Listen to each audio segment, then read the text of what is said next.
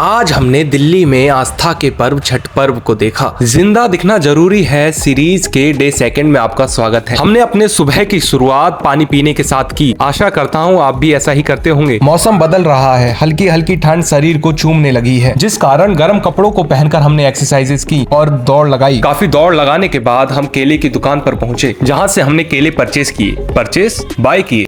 अच्छा आप बताइए, परचेस किए बाय किए। फिर घर आकर मेडिटेशन करने के बाद दूध गर्म करने लगाया। इसके बाद हमने नाश्ता किया। फिर निकल गए कॉलेज के लिए, जहां हमने क्लासेस अटेंड की। फिर दोस्तों के साथ बैठे, फिर घर के लिए निकल आए। घर के सामने आज बड़े बड़े झूले लगे हुए थे और छठ का उत्सव मनाया जा रहा था, वो भी मेरे घर के सामने।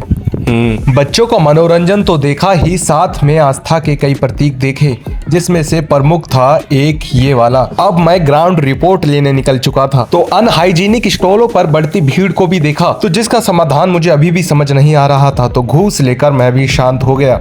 शाम को सूर्य देवता को अर्घ देने के बाद सभी अपने घर के लिए प्रस्थान कर गए और सवेरे की तैयारी के लिए जुट गए। पर मुझे कहाँ पता था इनकी सुबह 3 बजे हो जाएगी और मेरा पूरा घर भी उठ जाएगा। और फिर अपनी राजनीति चमकाते हुए लोगों को भी देखा। वह बोल रहे थे पर सुन कोई नहीं रहा था सिवा मेरे। फिर हम निकल गए दूसरे छठ स्थलों को देखने, तो हमें वास्तव में कांटारा लाइट प्रो मैक्स देखने को मिला। जिसके बाद हम अपने दोस्त के छठ स्थल पर पहुंचे, जहाँ से हमने पूरे परिवार के आशीर्वाद के साथ प्रसाद लिया। कुछ ऐसे प्रसाद मिल जाने के बाद हम अपने घर के लिए रवाना हो गए। कुछ ऐसे। Like and subscribe.